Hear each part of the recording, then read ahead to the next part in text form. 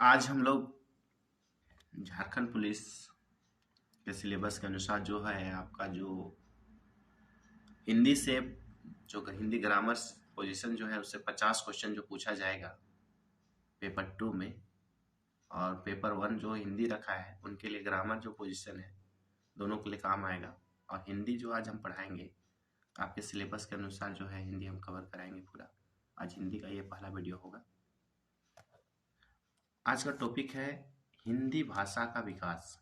आज हम जो टॉपिक लिए हैं कि हिंदी का भाषा का विकास किस प्रकार हुआ। ठीक है, विश्व में कुल जो है 2767 भाषाओं का जो वर्णन है, जिसमें हिंदी भाषा को जो है सबसे ज्यादा चौथी बड़ी भाषा है। ठीक है, सबसे ज्यादा बोली जाने वाली भाषा कौन सी है, क्वेश्चन पूछेगा, याद रखिएगा एग्जाम में। चीनी भाषा जो है विश्व में सबसे ज्यादा बोली जाती है, उसके बाद अंग्रेजी बोली जाती है, उसके बाद फ्रेंच, और उसका चौथा नंबर हिंदी। ठीक है, यहाँ 2 क्वेश्चन बनेगा। सबसे ज्यादा बोली जाने वाली भाषा क्या है, तो हिंदी, अरे सॉरी चीनी भाषा, और चौथा नंबर हमारा क्या है, हिंदी। कितना नंबर में, चौथा नंबर पूरे विश्व में। ठीक है, देखिए हिंदी भाषा का निर्माण कैसे हुआ। ठीक है, तो हिंदी भाषा का निर्माण जो है हम लोग इसको जो है इसको 4 भागों में बांटते हैं। हिंदी भाषा का निर्माण को हम लोग कितने भागों में बांटते हैं, इसके लिए 4 भागों में। एक है भारतीय परिवार की भाषा। ठीक है, भारतीय परिवार की भाषा भारत और यूरोपीय भाषा मिला के जो भाषा बना उसे हम लोग भारतीय परिवार की भाषा बोलते हैं। इसमें 73% भाषा जो है हिंदी का जो है 73% भाषा भारतीय परिवार की भाषा है। ठीक है, दूसरा आता है द्रविड़ परिवार की भाषा। ठीक है, तो द्रविड़ परिवार की भाषा जो है ये 25% है दूसरा नंबर में। और आस्ट्रिक भाषा जो है ये आपका 1.3% है। और चीनी तिब्बती भाषा जो है 0.7% है। तो क्वेश्चन है पूछेगा कि सबसे अधिक ज्यादा हिंदी में किस भाषा का समावेश है, तो भारतीय परिवार की भाषा का समावेश है। दूसरा द्रविड़ भाषा का 25%। ठीक है, और आस्ट्रिक भाषा का 1.3%, और तिब्बती चीनी बोला तो 0.7%। ठीक है, आगे आते हैं। हिंदी भाषा के विकास के आधार पर, देखिए इसका विकास के आधार पर हम लोग इसको 3 भाग में बांटते हैं।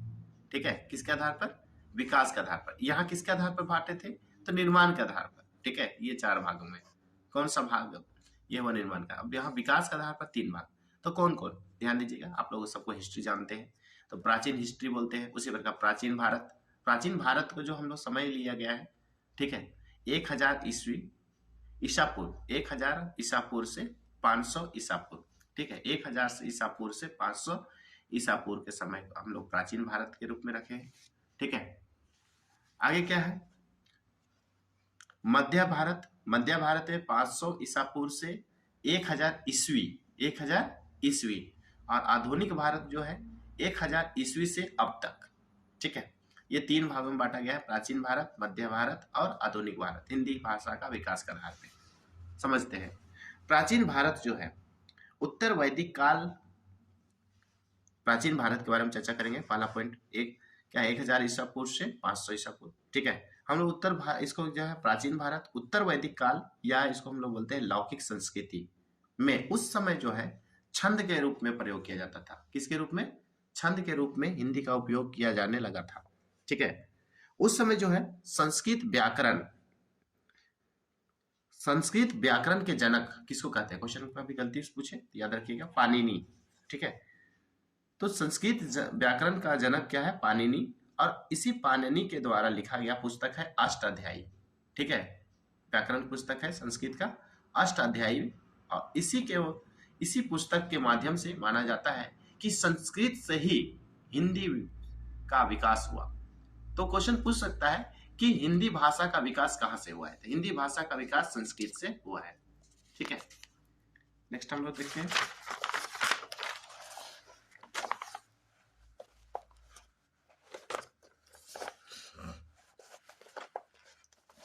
मध्य भारत। अब हम आते हैं किसमें, मध्य भारत। प्राचीन भारत समझ में आ गया, संस्कृत।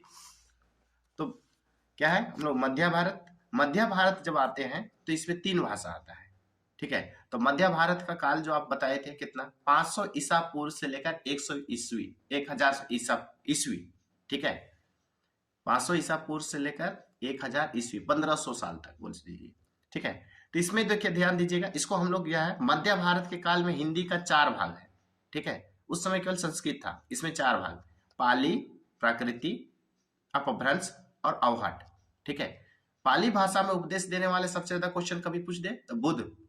पाली भाषा में सबसे ज्यादा उपदेश किसने दिया है? बुद्ध ने दिया है। 5000 ईसा पूर्व से पहली सदी तक जो है उस समय पाली भाषा का ज्यादा उपयोग किया जाता था। अब प्राकृत भाषा में उपदेश देने वाला कौन था? तो महावीर। महावीर प्राकृत भाषा में उपदेश दिए हैं, ठीक है। अच्छा, और जो है हम लोग हिंदी के रूप में, अरे इसका बोलचाल के रूप में जो है पहली सदी से लेकर 500 ईस्वी तक जो है ये प्राकृत भाषा का उपयोग किया जाने लगा था आम जन लोगों के द्वारा, ठीक है। अगला है अपभ्रंश भाषा। अपभ्रंश भाषा जो है 500 ईसा पूर्व से ये 1000 ईसा पूर्व, और अरहट भाषा जो है 900 ईस्वी से 900 ईस्वी से 1100 ईसा पूर्व, ये नहीं होगा, ईस्वी ही होगा, ठीक है, गलती से बोला गया, 900 से लेकर 1100 ईस्वी, ठीक है।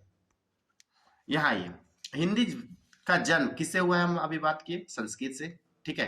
अच्छा, यदि ऑप्शन पर ध्यान दीजिएगा, यदि यहाँ पर देखिए हम हिंदी का विकास का क्रम लिख दिए हैं, संस्कृत सबसे पहले, संस्कृत के बाद पाली, ठीक है, संस्कृत के शुरू हुआ, फिर संस्कृत से पाली बना, पाली भाषा का उपयोग किया जाने लगा, प्राकृतिक भाषा, उसके बाद अपभ्रंश भाषा, तब अवहट भाषा, तब प्राचीन हिंदी पढ़ेंगे, ठीक है।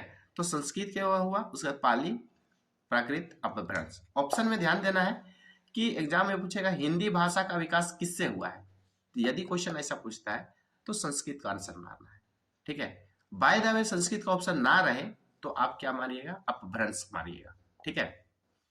संस्कृत के यहाँ पर ऑप्शन है तो ये मारिएगा, और नहीं है तो ये अपभ्रंश, क्योंकि सबसे अधिक परिवर्तन यहाँ हुआ है, ठीक है, हिंदी का। आगे बात करते हैं अपभ्रंश भाषा के बारे में, चर्चा करेंगे। किसके भाषा में? अपभ्रंश भाषा। तो अपभ्रंश भाषा में जो है ये इसका समय कितना से कितना? 500 ईस्वी से 1000 ईस्वी, यहाँ भी बताए थे 500 ईस्वी से 1000 ईस्वी, ठीक है। अपभ्रंश का अर्थ क्या होता है? कभी कभी क्वेश्चन डाल देता है। अपभ्रंश का अर्थ होता है पतन। अपभ्रंश का अर्थ क्या है? पतन, ठीक है।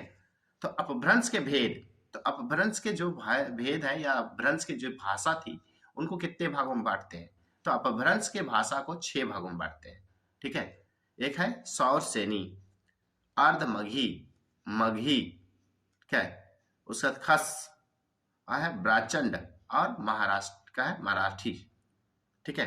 तो यहाँ पर हम क्वेश्चन पूछ देता है कि सौर सेनी में, ठीक है, अपभ्रंश का भेद जो है सौर सेनी, और इसमें सौर सेनी में निम्न में से कौन सी भाषा नहीं बोली है, ठीक है। यह आधुनिक भारतीय भाषा जो है अभी जो बोली जाती है वो कौन नहीं है, ठीक है। तो सौर सेनी में पश्चिमी हिंदी, राजस्थानी और गुजराती आती है। सौर सेनी कहाँ बोला जाता है भाई? पश्चिमी हिंदी। पश्चिमी हिंदी बोल रहे तो ये भी राजस्थान में बोले जाने वाली भाषा है, राजस्थानी है और गुजराती है, तीनों ये पश्चिम की ओर बोले जाने वाले सौर सेनी, ठीक है। अच्छा, अर्धमघी, अर्धमघी बोलेगा तो पूर्वी हिंदी, ठीक है, ये पूर्वी हिंदी या पूर्व क्षेत्र में बोला जाता है अर्धमघी, या इसको पूर्वी हिंदी भी बोल सकते हैं। मघी, मघी में ध्यान दीजिएगा बिहारी, उड़िया, बांग्ला और असमिया, ये 3 भाषा को हम लोग क्या है मघी के रूप में हम लोग जानते हैं। ये पहले हम लोग क्या है बिहारी, उड़िया, बांग्ला, असमिया, ये सब क्या है किसका भाग है? मघी का कुछ भाग है। आगे हम बात करते हैं। अगला है चौथा हमारा खस। खस जो है ये हमारा खास जो है ये पहाड़ी क्षेत्रों में बोला जाता है। अगला है ब्राचंड। ब्राचंड जो है पंजाब और सिंधी क्षेत्र में बोला जाता है, ठीक है। अगला है महाराष्ट्री। मराठी तो आप जानते हैं सब कोई, मराठी कहाँ बोला जाता है? महाराष्ट्र में, ठीक है। अवहट भाषा, अगला बात करते हैं किसके बारे में, ठीक है, अवहट भाषा। अवहट भाषा का काल 900 से लेकर 1100 ईस्वी माना गया है। और अवहट से समय में कवि कौन थे, इस टाइप का क्वेश्चन बनता है। तो उस समय के कवि थे अब्दुल रहमान, ठीक है, दामोदर पंडित और विद्यापति, ये 3 क्या है कवि थे किस समय के? अवहट भाषा के, ठीक है। अच्छा, उसके अलावा जो है स्वयंभू जो है इसके द्वारा अपभ्रंश का वाल्मीकि, इसको जो है अपभ्रंश का वाल्मीकि कहते हैं। किसको? स्वयंभू। स्वयंभू को क्या बोला जाता है? अपभ्रंश का वाल्मीकि बोला जाता है, ठीक है। ये क्वेश्चन बन सकता है आपको, याद रखिएगा। स्वयंभू को किसका वाल्मीकि बोलते हैं? अपभ्रंश भाषा का वाल्मीकि कहता है। धनपाल, धनपाल को अपभ्रंश का पहला काव्य ग्रंथ लिखा था। तो धनपाल जो है अपभ्रंश का पहला काव्य संग्रह लिखा था। कौन? धनपाल। किस भाषा में? अपभ्रंश भाषा में। ठीक है। पुष्पदंड, ये महापुराण की रचना किया है। महापुराण की रचना किसने किया है? पुष्पदंड ने किया है। ठीक है। आगे हम बात करते हैं आधुनिक हिंदी। हिंदी का हम लोग 3 भाग में बात किए, प्राचीन हिंदी, मध्य हिंदी और क्या है? आधुनिक हिंदी। क्या पढ़े? प्राचीन हिंदी में क्या पढ़े? केवल संस्कृत। मध्य हिंदी में क्या पढ़े? तो 4 भाषा याद रखिएगा, पाली, प्राकृत, अपभ्रंश और अवहट। ये 4 भाषा मध्य हिंदी में आएगा। अच्छा, आधुनिक हिंदी में बात करेंगे तो आधुनिक हिंदी को हम लोग 3 भागों में बांटते हैं। आधुनिक हिंदी को कितने भागों में बांट रहे हैं? 3 भागों में। प्राचीन हिंदी, इसमें भी आ रहा है प्राचीन हिंदी, मध्यकालीन हिंदी और आधुनिक हिंदी। ध्यान दीजिएगा, प्राचीन हिंदी का समय जो है 1100 ईस्वी से 1400 ईस्वी और मध्यकालीन हिंदी का जो है 1400 ईस्वी से 1850। ठीक है। और आधुनिक हिंदी 1850 से अब तक। हम इसको तीनों को हम बताते हैं। ठीक है। बात करते हैं हम लोग मध्य हिंदी, सॉरी प्राचीन हिंदी। सबसे पहला प्राचीन हिंदी, समय कितना? 1100 से लेकर 1400। ठीक है। इसे ध्यान दीजिएगा, यहाँ क्वेश्चन पूछता है कि हिंदी भाषा का प्रारंभिक काल या हिंदी भाषा का शिशु काल। ध्यान दीजिएगा, हिंदी भाषा का प्रारंभिक युग या हिंदी भाषा का शिशु काल किसे कहते हैं? तो आंसर मारिएगा प्राचीन हिंदी। यहां भी क्वेश्चन बनेगा। ठीक है। शिशु काल पूछ दिया या प्रारंभिक हिंदी बोला तो आप प्राचीन हिंदी मारिएगा, शिशु काल बोल दिया तो। ठीक है।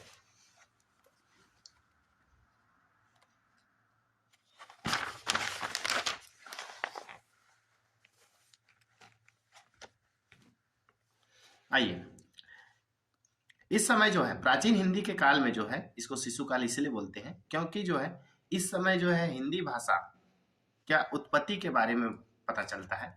ठीक है। क्या और इसका जो है हिंदी भाषा का जो है प्रयोग में आने शुरू हो गया था।